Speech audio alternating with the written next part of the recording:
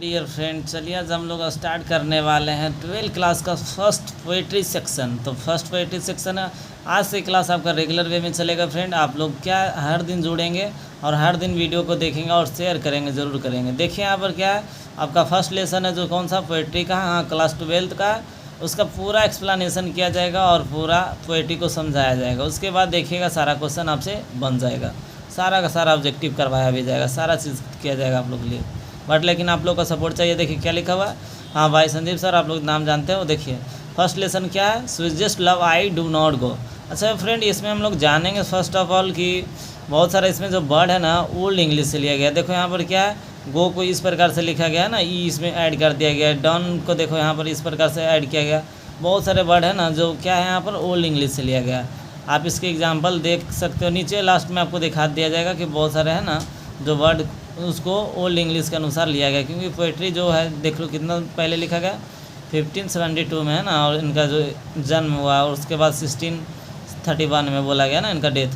तो यानी John Donne है ना जो लिखता है, जो इस पोएम को लिखता है, जो sweetest love I do not गो, इसको बोलता है ना जॉन डन, कि जॉन डन अपने प्रीतम के लिए लिखता है ना कि sweetest love I do not गो ना, अपने प्रीतम को ये जो पोएम है लिख रहा है और संबोधित उसी को कर रहा है। और जॉन डॉन इसमें क्या कर रहे हैं, कहीं जा रहे हैं फ्रेंड है ना, कहीं पर जा रहे हैं, यात्रा पर अपने जा रहे हैं।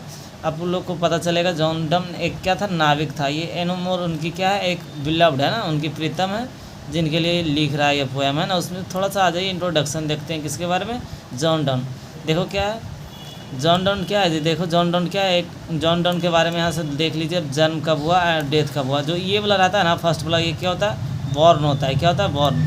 अच्छा ये वाला क्या है फ्रेंड, ये वाला है जो डेथ है ना, सेकेंड वाला।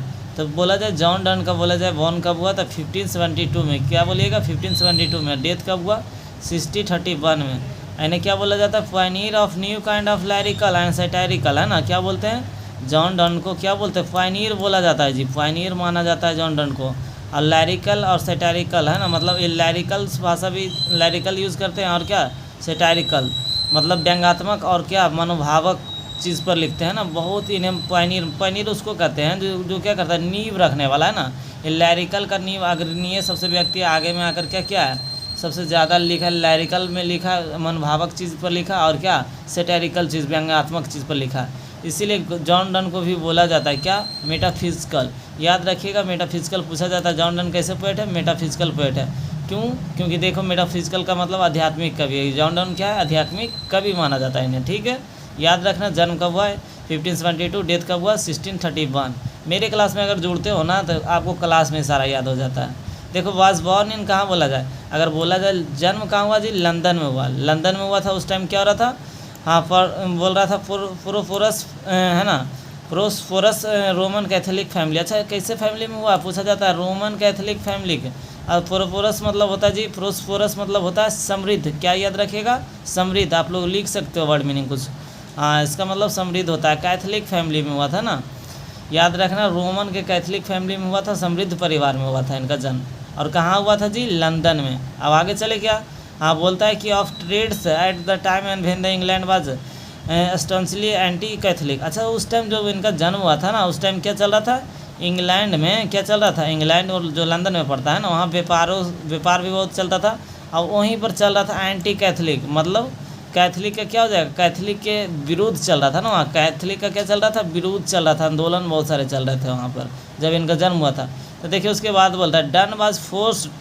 देखिए क्या होता है, डन मतलब जॉन डन है ना, वाज फोर्स, इन्हें क्या किया जाता है, बलपूर्वक क्या किया जाता है, to leave the Oxford university. मतलब ऑक्सफोर्ड यूनिवर्सिटी को क्या क्या करना पड़ता है, बेचारा को छोड़ना पड़ता है जी, विथआउट ए डिग्री, क्या बिना कोई डिग्री के लिए हुए। बिकॉज ऑफ रिलीजियंस, क्या होता है, बिकॉज ऑफ रिलीजन्स है ना, उसके धर्म के कारण बेचारा को छोड़ना पड़ता है। वहाँ कैथोलिक चल रहा था, कैथोलिक चल रहा था ना वहाँ, कैथोलिक परिवार में हुआ था इनका जन्म। और बेचारा को क्या होता है, इनको जो एंटी कैथोलिक जो धर्म चल रहा था उसका जो भेदभाव कर रहे थे वहाँ पर लोग है ना, और क्या कर रहे थे, एंटी कैथोलिक। मतलब समझ सकते हो कि क्या कर सकते हैं, एक पार्टी दूसरे पार्टी के एंटी हो जाता है, उसी को बोलते हैं एंटी कैथोलिक चल रहा था। इसीलिए बेचारा को क्या करना पड़ा, इंग्लैंड को क्या करना पड़ा, छोड़ना पड़ा, लीव करना पड़ा। कौन से, ऑक्सफोर्ड यूनिवर्सिटी को, विथआउट डिग्री, बिना डिग्री लिए। और देखो बोलता है ही स्टडीड। अच्छा बेचारा का ही स्टडीड, उसने क्या किया, पढ़ाई किया जी, अध्ययन किया है ना, स्टडीड किया। क्या चीज़ का, लॉ का। लॉ मतलब याद रखोगे कानून। और डीड थियोलॉजी, क्या चीज़ किया, थियोलॉजी वगैरह भी याद किया ना, जो उसको बोलते हैं थियोलॉजी है ना, बहुत सारा जो क्या करता है, एक चीज़ पर क्या होता है बहुत डीपली अध्ययन करना, थियोलॉजी है ना। और थियोलॉजी का अध्ययन क्या पूछा जाए कि क्या चीज़ इन्होंने स्टडी किया, लॉ का और थियोलॉजी का। आगे चलें, ही also participated in 2 naval expeditions and become secretary. क्या बोलता है, जो ये जॉन डन था, जॉन डन क्या चीज़ में पार्टिसिपेट लिया है ना, मतलब भाग लिया 2 नेवल, 2 बार क्या क्या नेवल एक्सपेडिशंस, 2 बार क्या नाव, जो नाव होता है ना, नाव को चलाने में ये भाग लिया। जो नाविक को जैसे नेवल बोलते हैं, नाविक को बोलते हैं ना, ये नाविक ऐसा माना जाता है कि ये नाविक थे ना, ये नाव चलाते थे, उसमें क्या किए थे, भाग लिए थे, पार्टिसिपेट किए थे 2 बार। अच्छा, इनको बोलता है बिकम सेक्रेटरी, ये फिर बाद में क्या बन गए, सेक्रेटरी बन गए जी। And to a powerful noble, किसके लिए, पावरफुल मतलब बहुत शक्तिशाली नोबेल भी इनको बोला गया ना, दिया गया, इनको दर्जा 1 दे दिया गया और इनको बहुत पावरफुल बना दिया गया। हाँ, फिर उसके बाद बोलता है जी सेक्रेटरी बन गए, मतलब वहाँ के अध्यक्ष बन गए, अथी है ना, बोल सकते सेक्रेटरी। अच्छा, उसके बाद बोलता है ए जॉब ही लॉस्ट। अच्छा, इनको क्या करना पड़ा, इनका जॉब भी खो देना पड़ा जी। क्यों, देखिएगा, when he was briefly sent to prison for the secretary marrying his patterns nice. अच्छा, क्या क्या था, जो जेल के जो थे ना, प्रिजन्स मतलब क्या होता है, प्रिजन मतलब जो जेल का है ना, जेल का जो अध्यक्ष था सेक्रेटरी है ना, वो क्या क्या था, मैरिंग हिज। अच्छा, बोल सकते हो जो एक जहाँ पर सेक्रेटरी का काम कर रहे थे जॉन डन है ना, वहाँ पर ये मैरी किया था, शादी कर लिया था, किससे, उसके पैटर्न, उसके नाइस से है ना, उसके क्या पैतृक भतीजी से, उसके क्या चीज़ से, उसके भतीजी से शादी कर लिया था ना, जिसके यहाँ ये काम कर रहा था, किसके यहाँ सेक्रेटरी था ना। और ये वहीं का जो प्रिजन था, वहाँ का जो प्रिजन था, उससे उसके बोल सकते हो क्या, उसके जो नाइस मतलब भतीजी, उससे क्या कर लिया था, जॉन डन शादी कर लिया था। कब किया था जी, इन 16 अच्छा 1615 में, याद रखिएगा कब, 1615 में कर लिया था, 1615 में है ना। अच्छा, बोलता है एट द एज ऑफ 42। अच्छा, बोलता है कितने साल का उम्र था उस टाइम, 42, 42 साल का हो चुका था जी। बताओ, जॉन डन है ना, John Donne accepted and ordinations in the Anglians and church.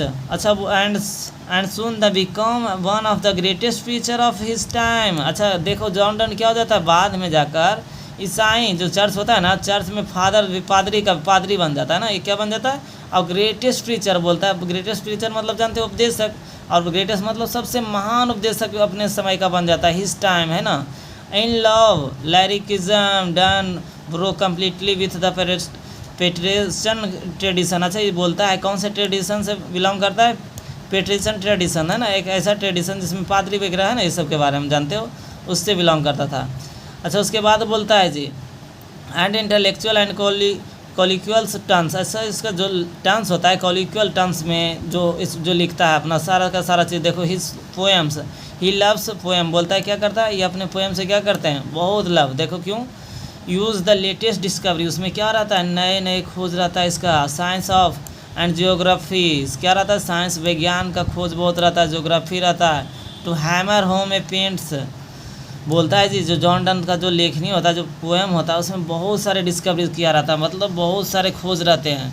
और क्या रहता है उसमें, साइंस भरा रहता है, विज्ञान भरा रहता है जी, विज्ञान के तथ्य बहुत रहते हैं, ज्योग्राफी रहते हैं। और उसके बाद बोलता है कंबाइन फैशन, और क्या करता है ये जो जॉन डन है, जो क्या करता है, कंबाइन फैशन मतलब जुनून से भर देता है, विथ वर्बल इंटेलेक्चुअल्स, जिसके दम जो रहता है ना, दमदार रहता है जी, जो लेखनी रहता है, जो लिखता है दम ज़बरदस्त लगता है। जो उसके बाद बोलता है done is the well known for his. अच्छा, जॉन डन इसलिए भी फेमस है, इसलिए भी जाने जाते हैं क्योंकि ज़्यादातर क्या लिखता है, आगे देखो थोड़ा सा चले, क्या लिखता है जी, सॉन्ग्स एंड सोनेट्स। ये पूछा गया कई बार एग्जाम में, आपके एग्जाम में पूछा गया है कि सॉन्ग एंड सोनेट्स के लिए जाने जाते हैं जॉन डन।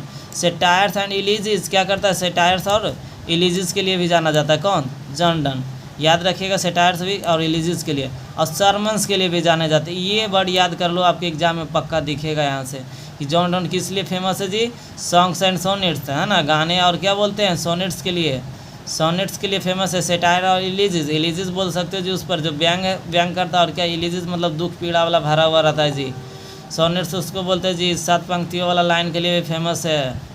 चलो आगे चलते हैं, देखो पोएम पर आते हैं, फटाफट पोएम पर आएंगे, ज़्यादा देर नहीं लेंगे। Sweetest love I do not गो है ना, बोलता है sweetest love I do not गो, अपने प्रीतम के लिए बोल रहा है, स्वीटेस्ट वर्ड यूज़ किया कि बोलता है स्वीटेस्ट लव, हाँ अपने प्रीतम के लिए याद रखना कि उसका प्रीतम कौन है, एनोमोर है। आई डू नॉट गो, मैं नहीं जा रहा हूँ। बोलता है अपने प्रीतम से, मेरे प्रीतम, मेरे प्यारे प्रीतम, मैं नहीं जा रहा हूँ। क्यों?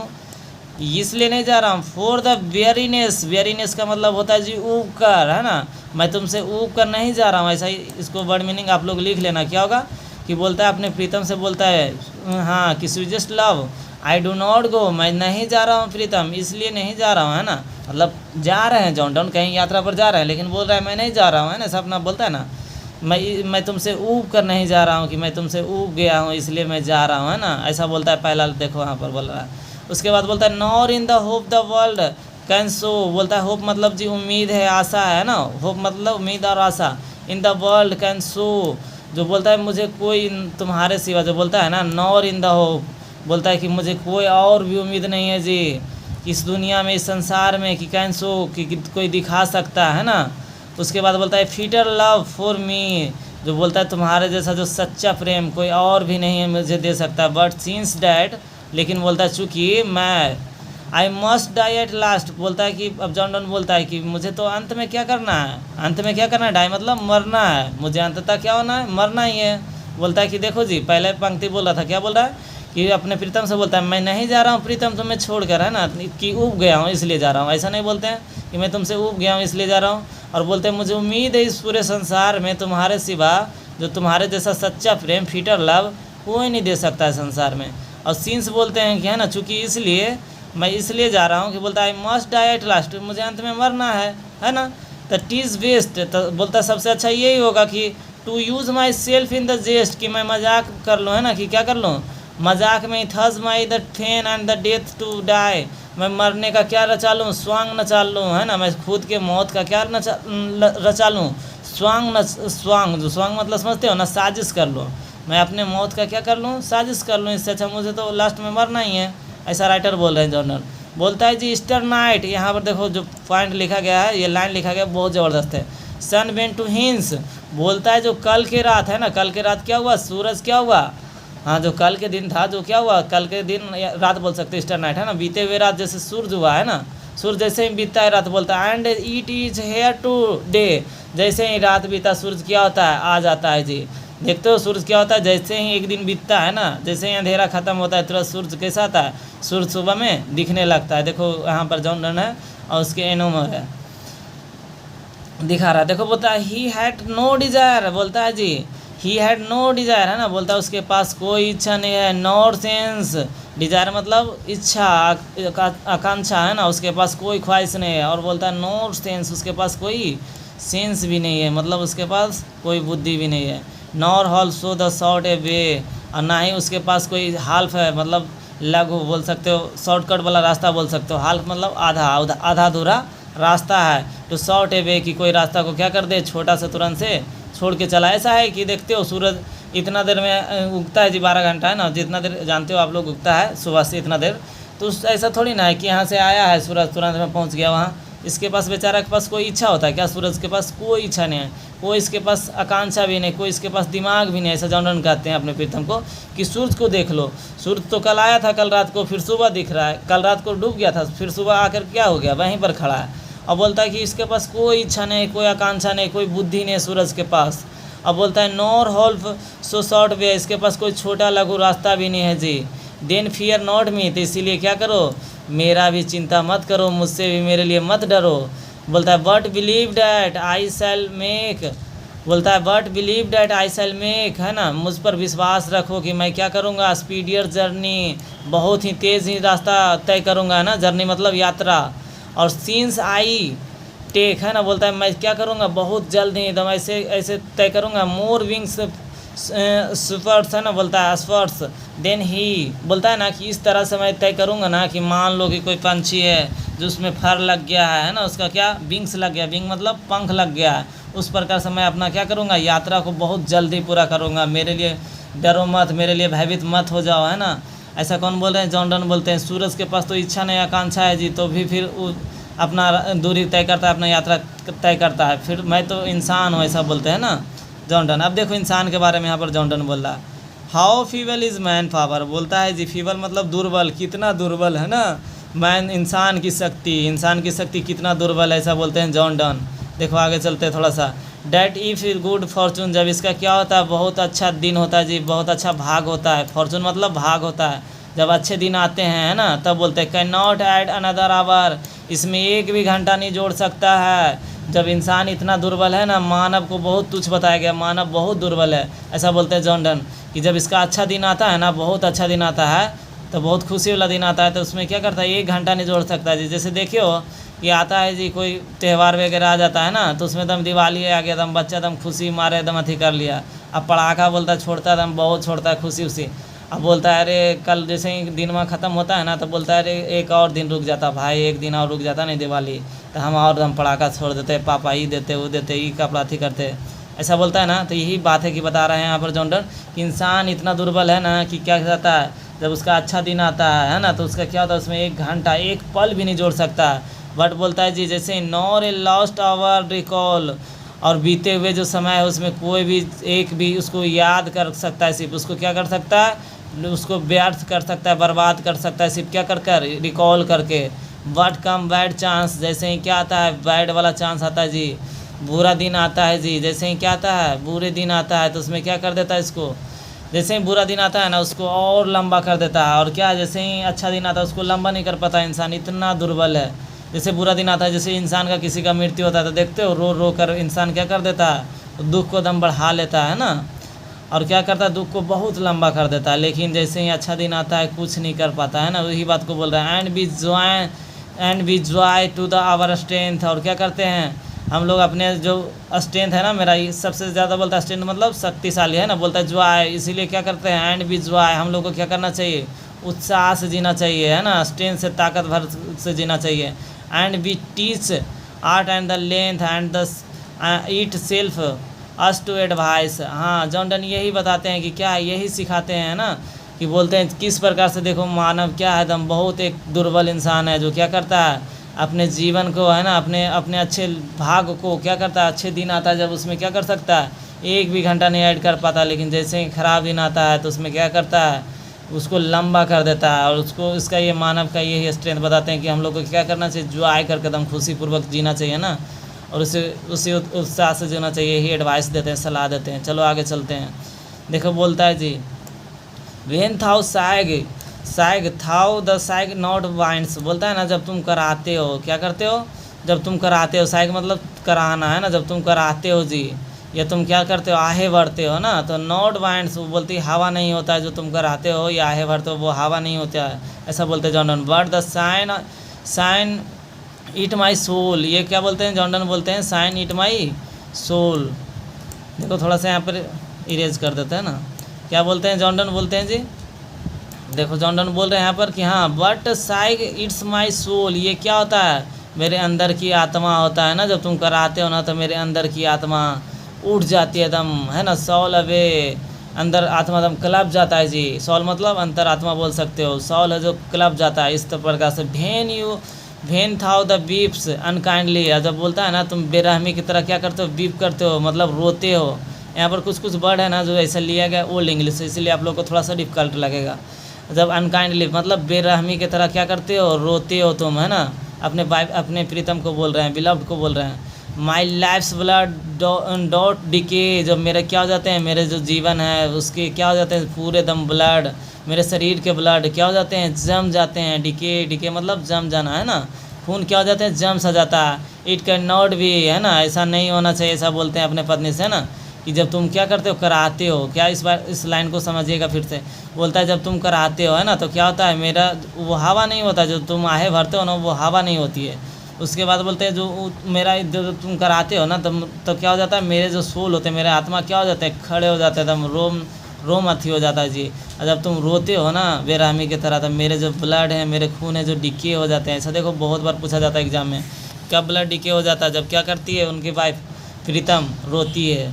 उसके बाद चलो जी थाउ बोलता है डैट थाउ लव्स, है ना, मी एज द थाउ से इज, बोलता है if in the thine my life thou the best, बोलता है अगर तुम मुझसे प्यार करते हो, है ना, तुम मुझसे प्यार करते हो तो ऐसा श्रेष्ठ, है ना, ऐसा नहीं कहना चाहिए, ऐसा नहीं करना चाहिए, बोलते हैं अपने पत्नी अपने विलव से, है ना, थाइन माई लाइफ यू वेस्ट, तुम क्यों मेरे दिल अथी जो बोल रहे हो मेरे क्या है, मेरे जो जीवन को बर्बाद कर रहे हो ना। तुम अगर मुझसे प्यार करते हो तो तुम्हें ऐसा नहीं करना चाहिए, ऐसे रोना नहीं चाहिए। तुम मेरे जीवन को क्या कर रहे हो, बर्बाद कर रहे हो, वेस्ट कर रहे हो। क्योंकि क्या है, मेरा जीवन तुम में है।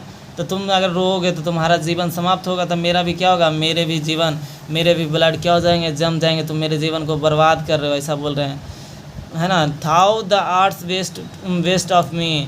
बोलते हैं इससे अच्छा क्या होगा ना, बोलते हैं कि इससे अच्छा क्या होगा जब तुम क्या करते हो, ऐसा मत करो, है ना, कि जब तुम रोते हो ना तो मेरा जीवन बर्बाद सा हो जाता है। जॉन डोन बोलते हैं ये इससे अच्छा नहीं है ना, ये सब ऐसा नहीं करना चाहिए, सब बोलते हैं।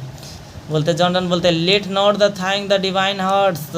अब डिवाइन मतलब होता है ईश्वरीय। क्या होता है, ईश्वरीय। जब तुम अपने ईश्वरीय दिल से, है ना, इस प्रकार से बोलता है, ईश्वर वाला जो दिल है ना, भगवान का दिया हुआ दिल, उसमें बोलते हैं four think me any ills.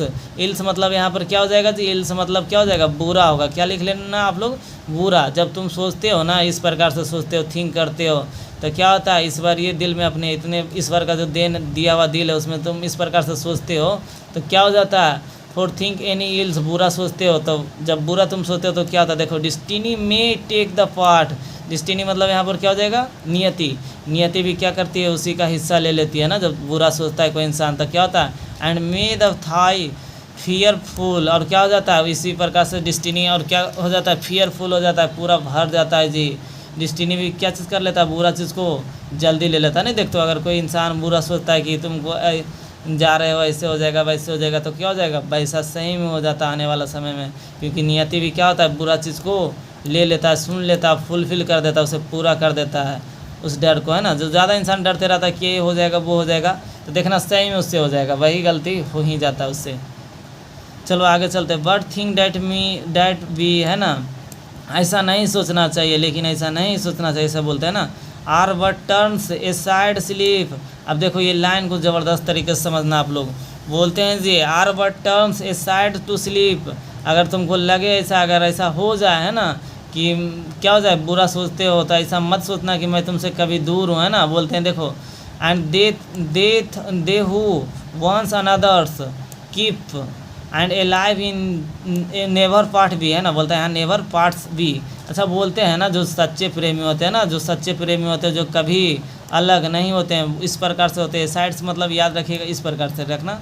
क्या होता है, इस प्रकार से कोई व्यक्ति सोया हुआ है ना, एक इधर करके, एक इधर करके ना, मतलब सिर इधर कर लिया है कोई व्यक्ति और कोई एक दूसरा व्यक्ति इधर। इस प्रकार से मानना, अपने प्रीतम को बोलते हैं कि इस प्रकार से मुझे मानना कि मैं इधर वाला साइड में सोया हूँ, ये वाला पार्ट, और मैं तुम ई वाला पार्ट पर सोए हो ना।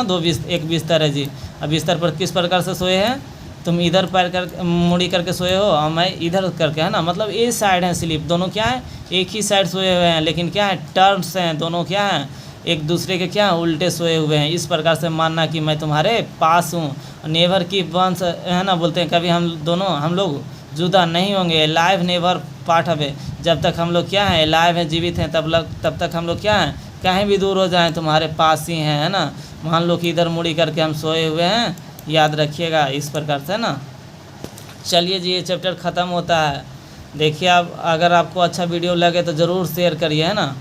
और आपको अगर जितने सपोर्ट करिएगा तो पक्का आगे हम जाकर बहुत सारा वीडियो बनाएंगे और बहुत बेस्ट तरीके से बनाएंगे, सारा चीज़ आपके लिए लाया जाएगा। ठीक है माय डियर फ्रेंड, आप लोग से मिलते हैं जल्दी, और जय हिंद, थैंक यू। अगले क्लास में मिलते हैं।